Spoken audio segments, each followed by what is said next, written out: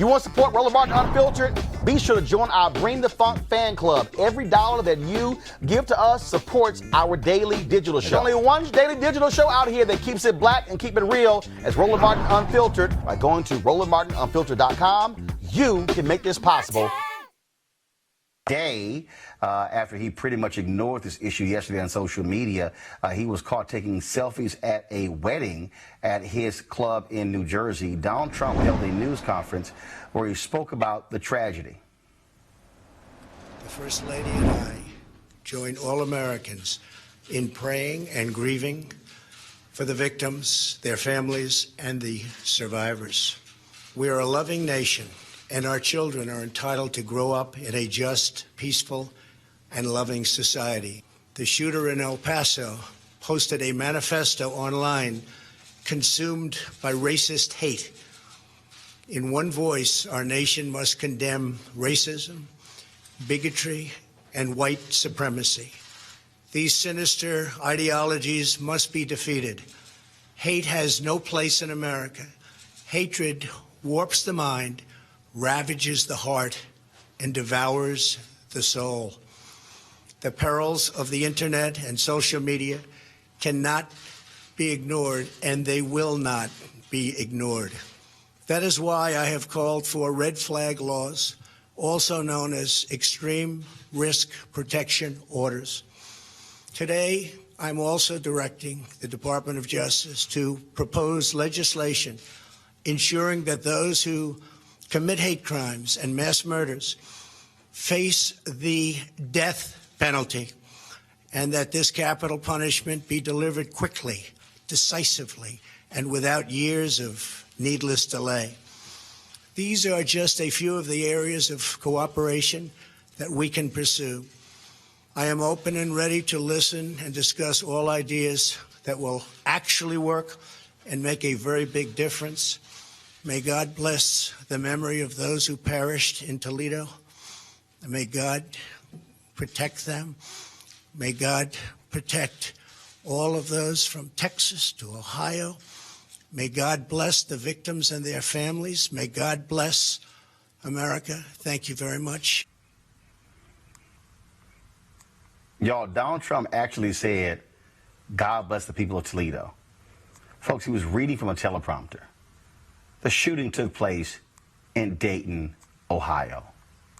If you want to understand how this president doesn't care about these issues, he spoke for about 10 minutes. Not one time did he say he was going to do something about gun control. Not one time did he say he was going to call on Senate Majority Leader Mitch McConnell to take up expansive background checks. It's already passed the House.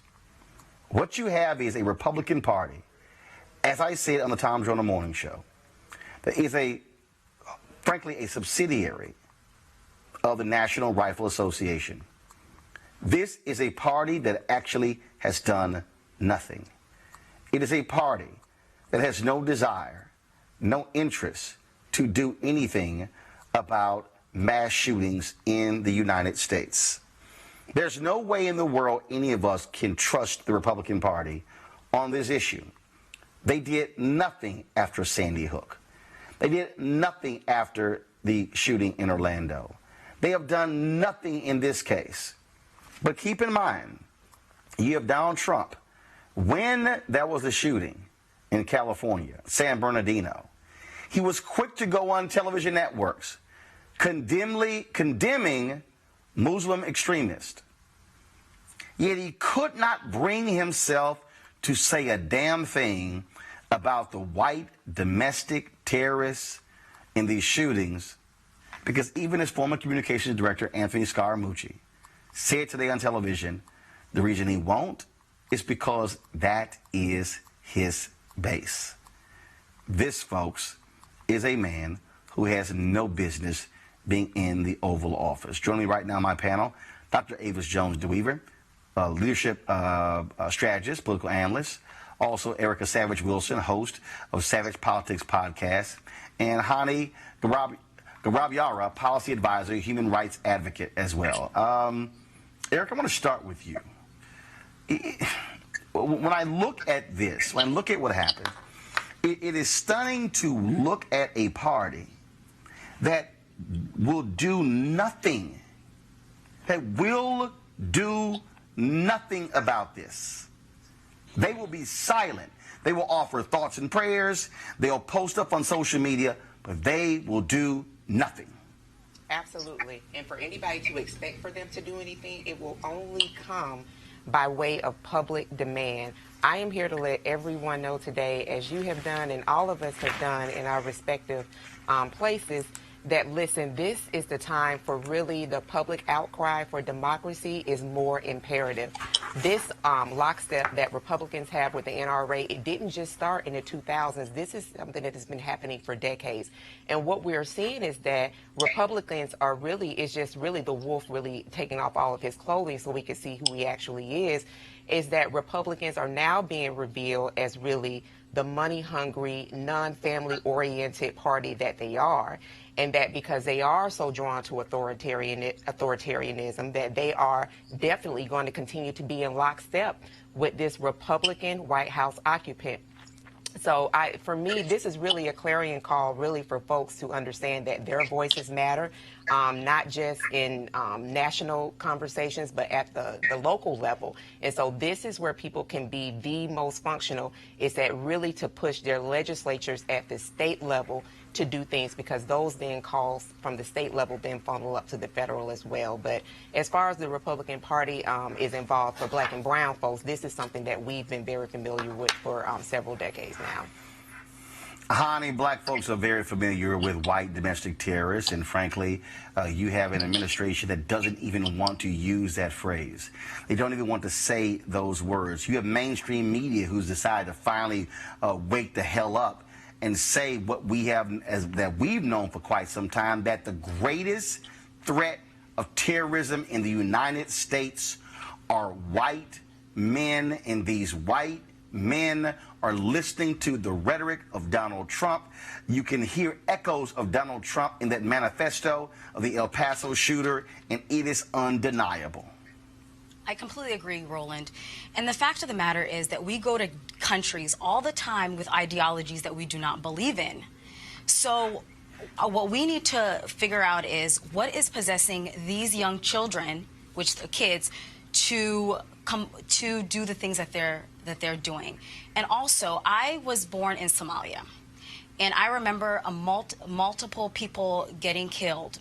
And with those, they used AKs. Kalashnikovs are war weapons. So these kids, these people who believe in the ideology of Donald Trump are at war. We have to admit that we are at war with white supremacy. So what are we going to do?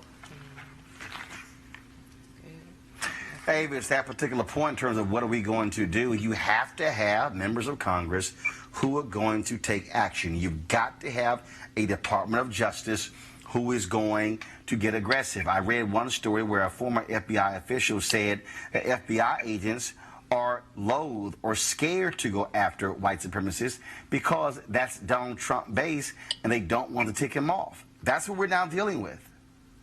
Oh, exactly. And we also have to remember that one of the very first things this administration did when it came into office, in addition to rolling back the law that was in place regarding not making available guns to people who are mentally ill, this administration also gutted a program that was specifically meant to be able to target domestic terrorist and white supremacist organizations. It specifically gutted that as one of its first acts as an administration.